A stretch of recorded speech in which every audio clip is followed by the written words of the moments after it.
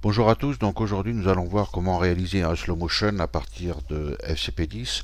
Donc le principe est de choisir ici une image que l'on va directement reporter sur notre timeline avec la touche E et on peut voir ici donc la vague qui arrive et qui s'écrase contre les rochers. Donc à partir du moment où elle s'écrase contre les rochers, ici j'aimerais réaliser un slow motion pour voir correctement la vague qui explose et en même temps je réaliserai un zoom avant sur cette image.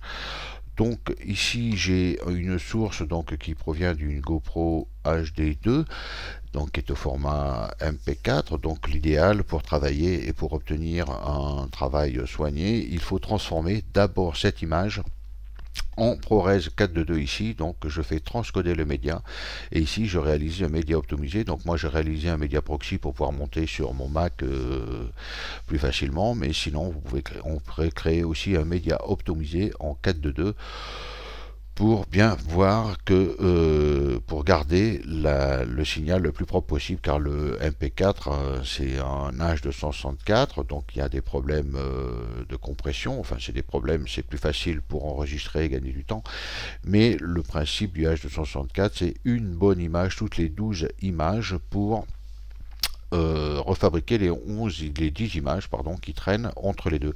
Donc forcément, si pour le montage, ce système de compression est un peu contraignant pour le disque dur, car il demande beaucoup de temps de processeur, mais en plus, il dégrade le signal, comme les images 2 à 11 ne sont pas des images réelles, il y a forcément de la compression, donc pour des cuts ou pour la correction colorimétrique, ce qui amène forcément des pertes au niveau d'image. Donc premièrement, c'est le but du jeu est de transformer notre image en ProRes 422 pour essayer d'avoir un système d'image full frame, c'est-à-dire que toutes les images de 1, 2, 3, 4 soient pleine image et qu'il n'y ait pas de recalcul, donc ainsi avoir un signal propre et gagner en temps de calcul. Donc maintenant, une fois que mon image a été transformée en ProRes 422, ici je peux la mettre sur la timeline et ensuite je vais appliquer un effet ici qui s'appelle l'effet suspendre.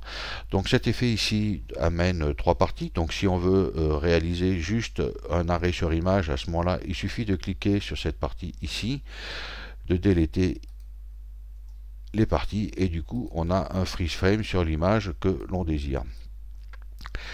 Donc je reviens à mon état initial parce que pour le moment ce que je voudrais c'est plutôt quand la vague arrive sur le rocher, s'éclate et là qu'on ait un slow motion parfait suivant votre image. Évidemment si vous avez tourné avec un Canon 5D avec des fréquences plus élevées comme 30-60 images secondes, ce qui vous permettra d'avoir des ralentis plus parfaits. Donc là moi j'ai travaillé en 25 images secondes, donc mon ralenti ne sera pas parfait, mais il existe ce qu'on appelle une option, le flux optique, qui permet d'améliorer ces petites pertes d'image. Donc une fois ici qu'on a résolu notre problème ici, pour poser notre image, on a posé l'effet de suspendre. Ici, on va aller choisir l'image de fin, modifier l'image de fin source, ici, voilà, qui permet de caler l'endroit où la vague va s'arrêter. Donc ici, on a la vague qui démarre.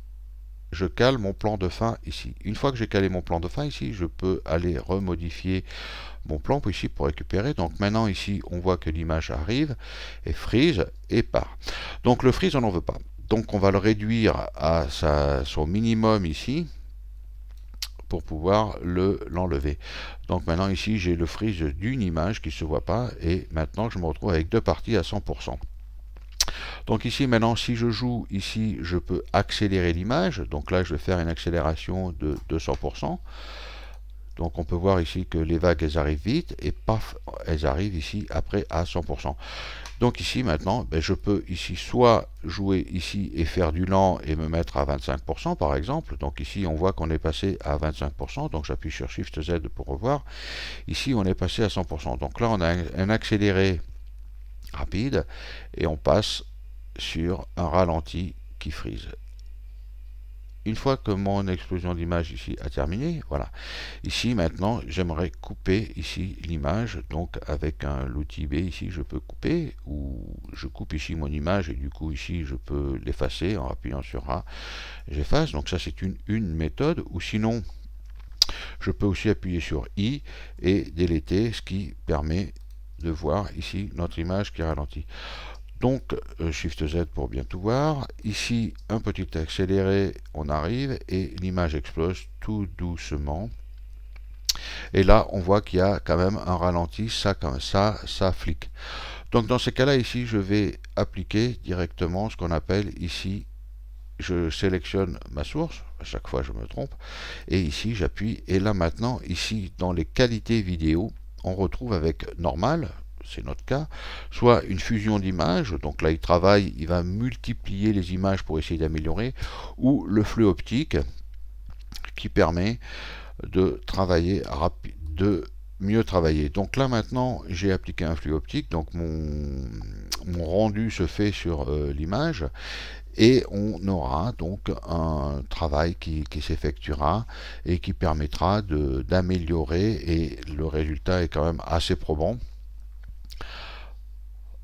Donc là on a un rendu qui s'effectue, donc c'est assez long, et le flux optique par dessus va recalculer toutes les images ici, va améliorer avec améliorer le plus possible. Donc voilà ce que ça donne. Donc on a l'arrivée des vagues rapides et une petite explosion ici qui est fluide, propre et rapide.